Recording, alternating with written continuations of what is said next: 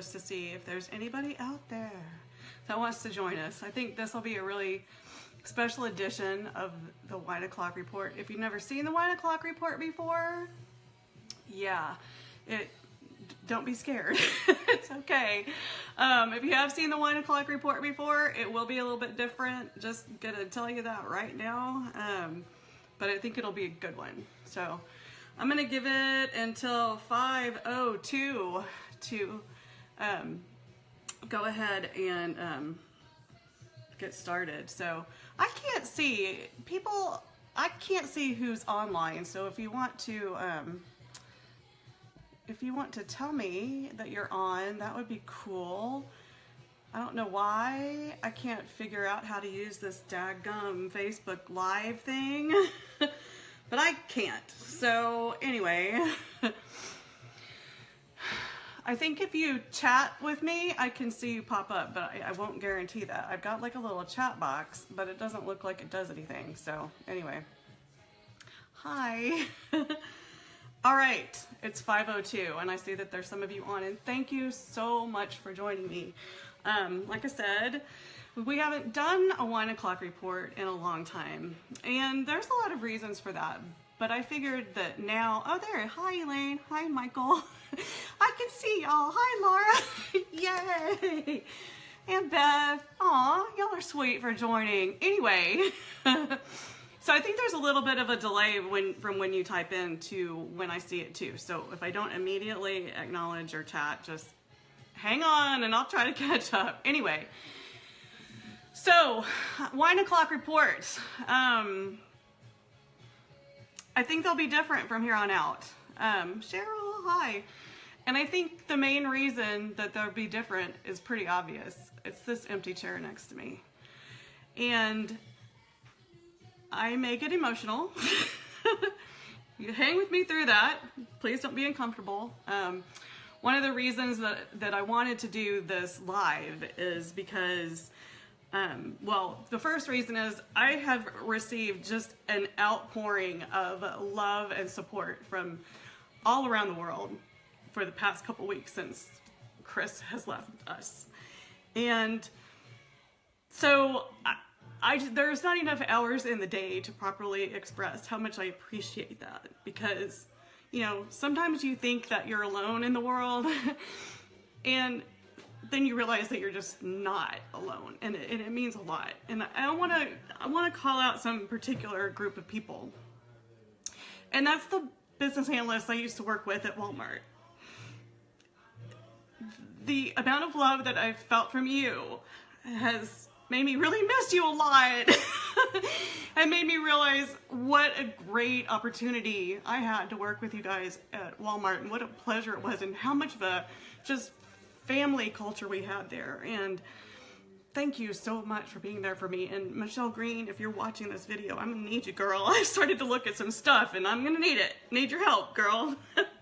Anyway, the other main reason I wanted to do this live is because I've started a million posts to talk about how much I loved and respected and appreciated and loved my life with Chris. And every time I just erased it because the written words just didn't seem to express that well. So I thought, in honor of Chris, why not do a Wine O'Clock Report?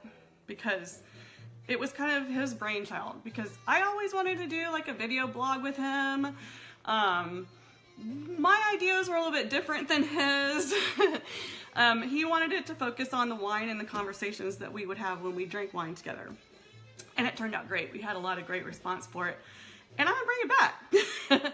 So, the way I wanted to start this out was to share a major memory in my life with Chris. As you guys know, especially you guys that were friends of mine back when we lived in Dallas, you may recall that Chris wrote a blog. He was a featured blogger, I guess you'd say, for the Dallas Observer. And the topics of his blogs was always food. So he would try out all kinds of different restaurants. He would write about them.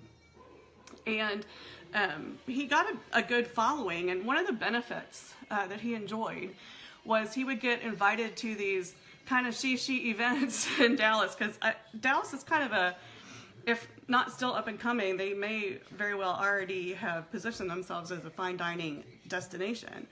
And there was one night when we got invited to, well, he got invited and he brought me as his plus one. He got invited to a wine event with the winemaker David Marasu from Marasu Vineyards in California. And I don't know if you can see it, but there's a Marasu bottle. It's over here that was autographed to me by David Marasu. And that was a really cool night because not only did we get to meet the winemaker and try some wine pairings, but we also got to hang out with a lot of the other wine writers and food writers in Dallas. And Chris was really in his element that night because that's what he did. And as much as he would tell you that he wasn't a journalist, he could really find a story in the food and the wine. And I think it's because it combined two of his loves. And he would even say that he didn't like to write. But you can read his writing and it just, it's a cliche, but his writing would jump off the page. So if you ever get a chance, you want to read some of what he wrote about, you can still find a lot of it there on, if you Google Chris Meese, you should be able to pull up some of it. So what I'm going to do tonight is I'm going to have a glass of wine and I'm going to have a Marasu Pinot Noir because that's the main wine that we tasted that night. The event itself was held at Stephen Pyle's restaurant in Dallas, and I'm told now that that restaurant's actually closed. But my foil cutter, this is a foil cutter. Whenever I open a bottle with a cork, I always like to take the foil off because I feel like if the wine pours over any metal, I'm going to taste that metal in the wine, so I take the foil off. Some of them now have little tabs, but anyway, I digress. So we went to Stephen Pyle's restaurant, and it was in a special event room there, and there was a show kitchen. Yes, there was a show kitchen. There was this little window that rolled up, and you could see all the chefs, including Stephen Pyle's, and the then unknown Matt McAllister of FT33 in Dallas. If you haven't been to FT33, get there.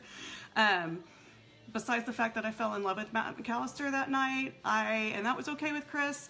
Not really, but it really opened my mind to, you know, just getting deeper into the beauty of wine and food, which, you know, if you enjoy it, you should enjoy it to death. Okay, that was a weird thing to say. Anyway, I'm gonna open this wine and I'm gonna use Chris's, and this is backwards, but he loved the Texas Rangers and he got this baseball bat shaped wine opener. And if you've watched the Wine O'Clock Report, you may have seen this before. And the way these electronic wine openers work is you just stick it on a bottle of wine, press the button, it does its magic, and then the cork is out, and then you can remove the cork. I keep the corks because I like to do crafts with them. So let's try a glass of the Marasu Pinot Noir.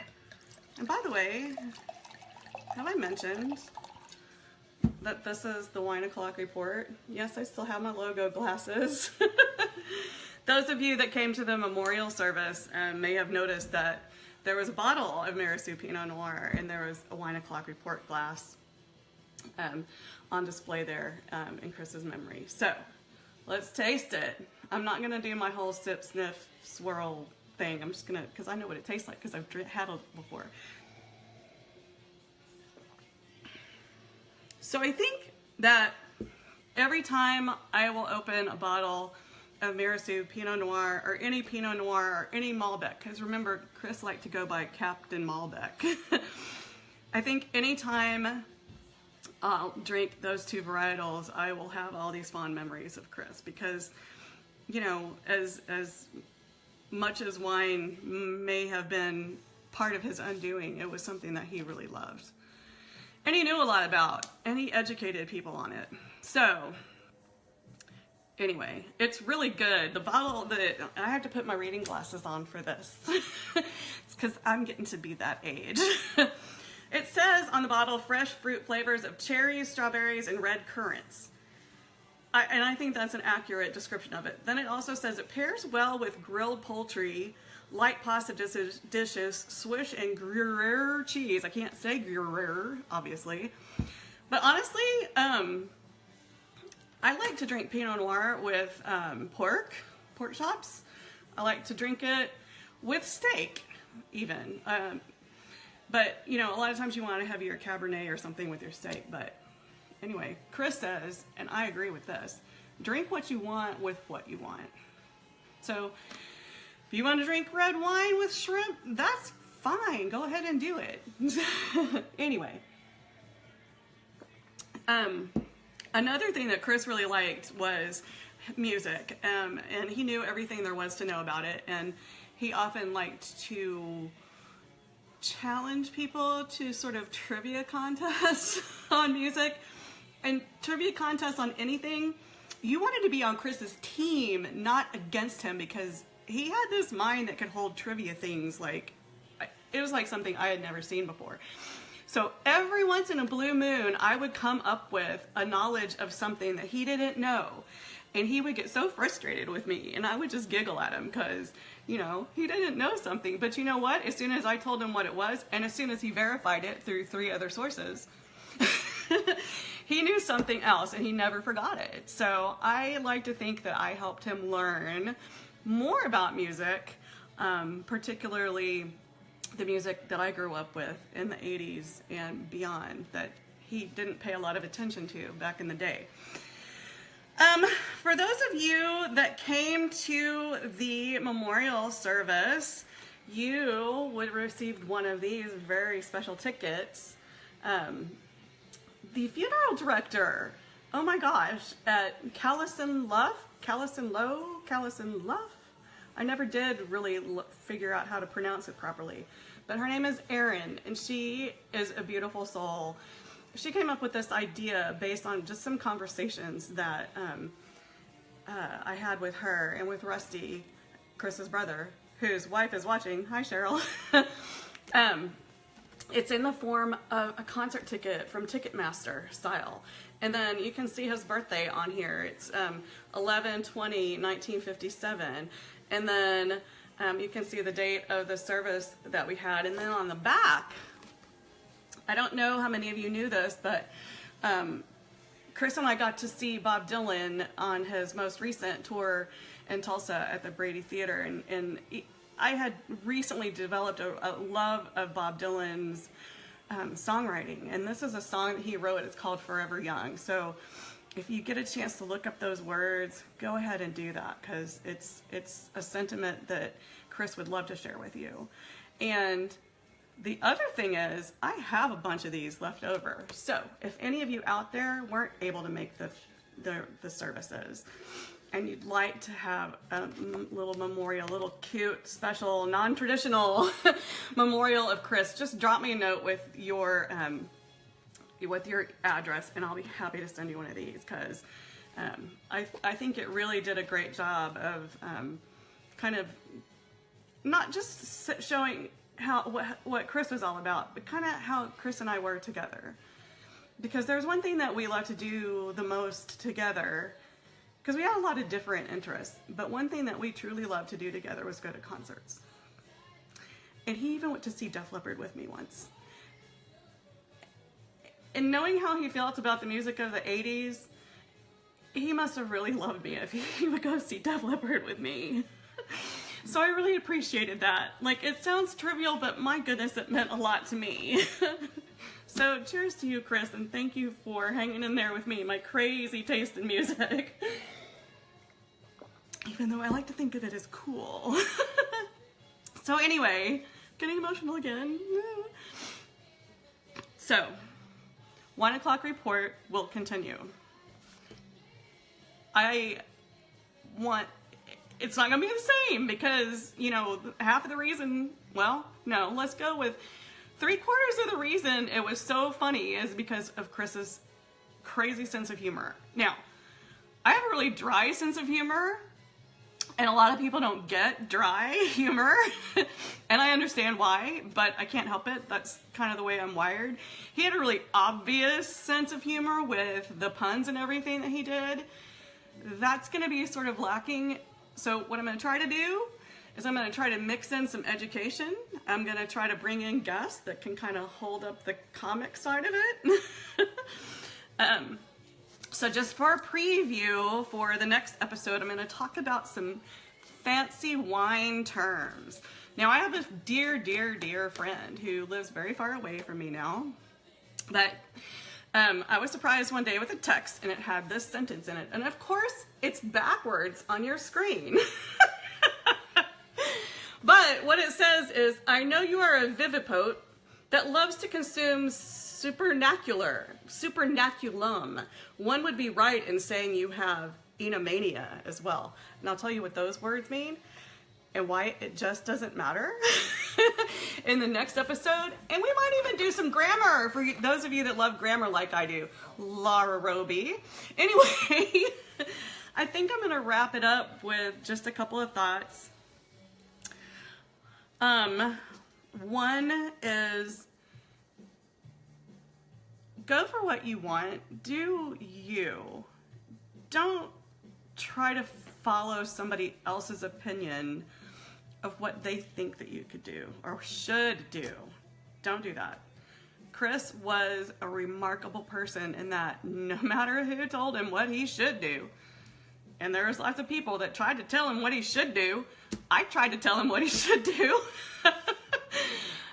You know, he still marched to his own drummer, and ultimately I think his life was, you know, perhaps not as financially successful as he might have wanted it to be, but his heart was full.